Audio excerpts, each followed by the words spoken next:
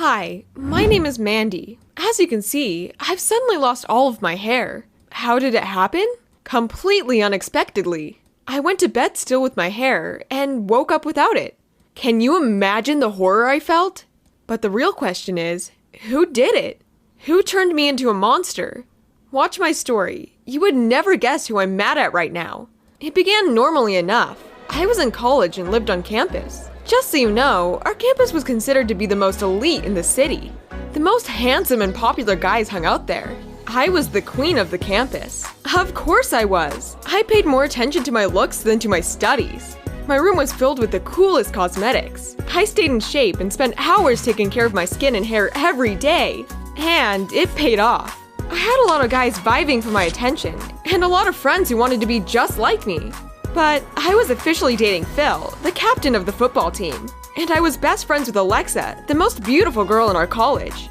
After me, of course. One evening, there was another crazy party on our campus. Lots of cocktails, fun games, and dancing till you dropped. Basically everything I liked. Of course, I was the star of the party. I was so happy basking in the attention of everyone that at some point completely let go of self-control. Closer to midnight, I felt very tired and went to my room. People were asking me to stay as I had a lot more games and cool pranks prepared, but I refused and left. I didn't remember the rest of the evening, but I got to bed somehow and fell asleep. I woke up because my hair was tickling my nose. I tried to move it away, but suddenly found that it was just lying on the pillow next to my head. I jumped up in horror and saw my hair all over the bed. I was afraid to look at myself in the mirror, but I braced myself and did it anyway. It was the worst thing in my life. A completely bald me was staring back from the mirror. Ah! When I'd recovered a little and was able to think straight again, I looked around my room, hoping to find out what had happened. My hair couldn't have fallen out for no reason. Somebody had obviously had a hand in it, but who would want to disfigure me like that? At that moment, my phone began to ring. It was Alexa. I picked it up and heard her say, "Well, Mandy, can't bear to look at yourself in the mirror after yesterday?" So that's who had done it. I was so angry, I couldn't even answer her. I dropped the phone and started to pace the room. Of course, Alexa had always been jealous of me and wouldn't have missed the opportunity to become the new queen of the campus. I couldn't let that happen. I had to take my revenge. But how was I supposed to show up to college looking like that? I pulled on a baseball cap, climbed out through a window, and went to the nearest wig store. I came to college wearing a wig that looked almost the same as my own hair used to. Nobody noticed anything, and I tried not to attract any attention to myself. When the class began, I sneaked into the seat right behind Alexa. I could see her beautiful locks in front of me, and that just made me angrier.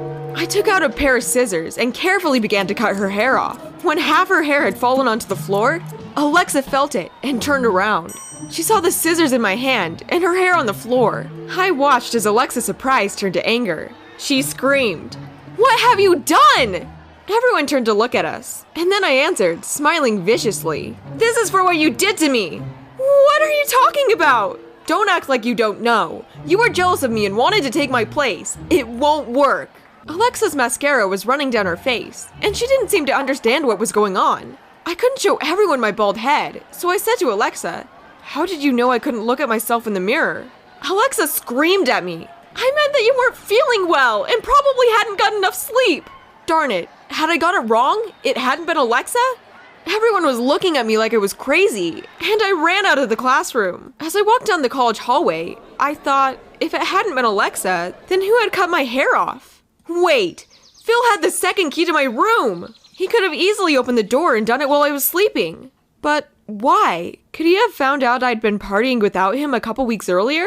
That was it! It all made sense now! I got so mad at Phil. How could he have done something like that to me? I decided to find him at once and pull out all of his hair. Phil was on the field, practicing with his team. I didn't wait for a break and went straight to him. "How could you do this to me, Phil?" He was surprised and asked, "What are you talking about, Mandy? I don't understand." But I just screamed at him.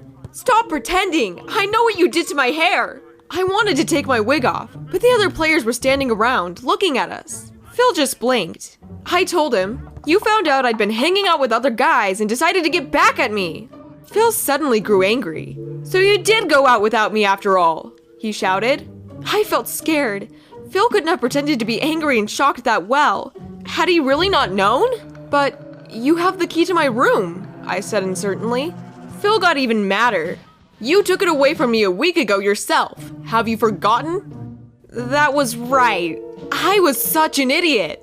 I didn't know what to say and just ran off the field. I could hear Phil shouting after me. We are so over. I don't want to see you again. I walked through our campus, deep in thought. If it hadn't been Alexa or Phil, then who could have cut my hair off? Whose sick joke was it? I had to find the person who ruined my life. And then I remembered the party the night before, and all the pranks pulled by the most mischievous students. Oh, right. They had been asking me to stay when I said I was tired and going to bed. They said, we still have a lot of games and awesome pranks prepared, or something like that. That's when I understood everything. When I'd fallen asleep, they had decided to play a joke on me. It was not funny at all. That's who was to blame for what happened to me. I decided that those jokers would get it and ran to my campus. Lucky for me, there was a group of partygoers in the lobby cleaning after the party the night before. I immediately began yelling at them and told them they were idiots who had made me ugly, that they weren't worth my little finger, and that I'd only tolerated them on my campus out of pity. I called them names and insulted them. I saw their faces turn from surprise to serious and angry. I was screaming and waving my arms so frantically that at one point the wig fell off my head to the floor. I froze and felt scared. I waited for everyone to start laughing at me, but no one laughed. The students were looking at me angrily, and one of them said, "We weren't the ones who did this. If you don't believe us, you can watch the surveillance video." And then I remembered that there were security cameras on our campus. I was such an idiot. I immediately ran to the administration and asked them to let me look at the events from the night of the party. They turned on the recording for me. There I was, leaving the party, heading to my room, then leaving it and going to the shower. It's only then I remember taking a shower before bed. On the screen, I walked out of the shower with a towel on my head. And then, I had a terrible thought. I took off, running to my room. As I was running, I kept thinking my guess couldn't possibly be right. Please let it be wrong. As soon as I was in my room, I immediately rushed to the shelf with all my cosmetics. I grabbed the bottle of hair conditioner I usually used. It was full. Next to it was a very similar looking bottle of depilatory cream. And it was almost empty. Even though I had only opened it the morning the day before, tears rolled down my face. I felt hurt and devastated. I had used the depilatory cream by mistake and put it in my hair. How could I have done something like that to myself? So I sat on the floor and quietly cried. I didn't know what to do. That's how my story ends. I can't go to college with hair like that. Even if I wear a wig, everyone will know that I'm hiding under it. I feel so awful, but for some reason, Alexa wasn't very supportive. Some best friend she is. And Phil also refused to even talk to me. Whatever, I never liked him that much anyway.